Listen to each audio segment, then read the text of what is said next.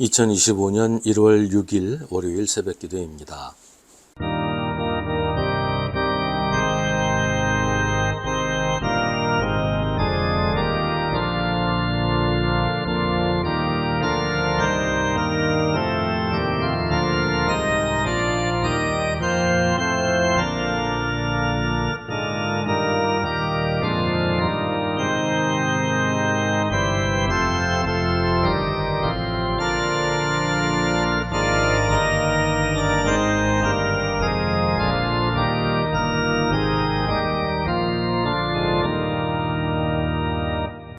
사무엘하 20장 14절부터 26절입니다. 세바가 모든 이스라엘 지파 가운데로 두루 다니다가 아벨 지역과 벳마아가 지역과 베림의 온 지역까지 이르렀다. 그곳 사람들이 모두 모여서 그의 뒤를 따랐다. 요압을 따르는 군인들은 그곳에 이르러서 벳마아가의 아벨을 포위하고 세바를 치기 시작하였다. 그들이 성읍을 보면서 둔덕을 쌓으니 이 둔덕이 바깥 성벽의 높이만큼 솟아올랐다. 요압을 따르는 모든 군인이 성벽을 무너뜨리려고 부수기 시작하니 그 성읍에서 슬기로운 여인 하나가 이렇게 외쳤다. 제 말을 들어보십시오. 좀 들어보시기 바랍니다. 제가 장군께 드릴 말씀이 있으니 요압 장군께 이리로 가까이 오시라고 말씀을 좀 전하여 주십시오. 요압이 그 여인에게 가까이 가니 그 여인이 요압 장군이십니까? 하고 물었다. 요압이 그렇소 하고 대답하니 그 여인이 요압에게 이 여종의 말을 좀 들어보시기 바랍니다 하였다. 요압이 말하였다. 어서 말하여 보시오. 그 여인이 말하였다. 옛날 속담에도 물어볼 것이 있으면 아벨 지역에 가서 물어보라고 하였고 또 그렇게 해서 무슨 일이든지 해결하였습니다. 저는 이스라엘에서 평화롭고 충실하게 사는 사람들 가운데 하나입니다. 그런데 장군께서는 지금 이스라엘에서 어머니와 같은 성읍 하나를 멸망시키려고 애쓰십니다.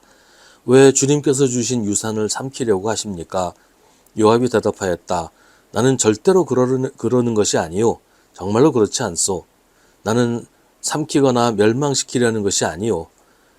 그 일이 그런 것이 아니요. 사실은 에브라임 산간지방 출신인 비그리의 아들 세바라는 사람이 다윗 왕에게 반기를 들어서 반란을 일으켰소. 여러분이 그 사람만 내주면 내가 이 성읍에서 물러가겠소. 그 여인이 요압에게 말하였다. 그렇다면 그의 머리를 곧 성벽 너머로 장군께 던져드리겠소. 그런 다음에 그 여인이 온 주민에게 돌아가서 슬기로운 말로 설득시키니 그들이 비그리의 아들 세바의 머리를 잘라서 요압에게 던져주었다. 요압이 나팔을 부니 모든 군인이 그 성읍에서 떠나 저마다 자기 집으로 흩어져서 돌아갔다. 요압은 왕이 있는 예루살렘으로 돌아왔다. 요압은 온 이스라엘의 군대 사령관이 되고 여호야다의 아들 브나야는 그렛 사람과 블렛 사람으로 이루어진 경호원들의 지휘를 맡고 아도니람은 부역 감독관이 되고 아힐롯의 아들 여호사밧은 역사 기록관이 되고 스와는 서기관이 되고 사독과 아비아달은 제사장이 되고 야일 사람 이라는 다윗의 제사장이 되었다. 아멘. 세바의 반란을 진압하는 과정에서 슬기로운 여인이 등장합니다. 세바가 반란군을 이끌고 주둔한 지역을 요압이 이끄는 진압군이 포위하고 세바가 자리 잡고 있는 성의 성벽을 무너뜨리기 시작했을 때 그 성읍에서 슬기로운 여인 하나가 요압에게 말을 겁니다. 여인이 요압에게 한 말은 왜 이스라엘에서 어머니와 같은 성읍 하나를 멸망시키려고 하느냐는 것입니다. 이 말은 세바를 잡겠다고 하면서 우리를 다 죽일 셈이냐는 얘기지요. 요압은 그렇지 않다고 하면서 우리는 단지 세바만을 잡으려는 것뿐이고 세바만 잡으면 여기서 곧바로 물러가겠다고 합니다. 그러자 이 여인은 온 주민들을 슬기로운 말로 설득해서 주민들이 세바의 머리를 잘라서 요압에게 던져주게 합니다.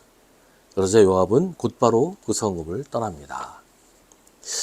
이 여인을 두고 성경은 슬기롭다라고 말합니다. 이 장면에서 이 여인을 2번씩이나 슬기롭다고 말하고 있습니다.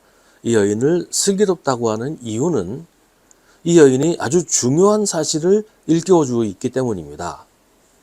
세바의 반란은 자기 자신을 위한 것이 아니라 백성을 위한 것이다 라고 선전을 했어요.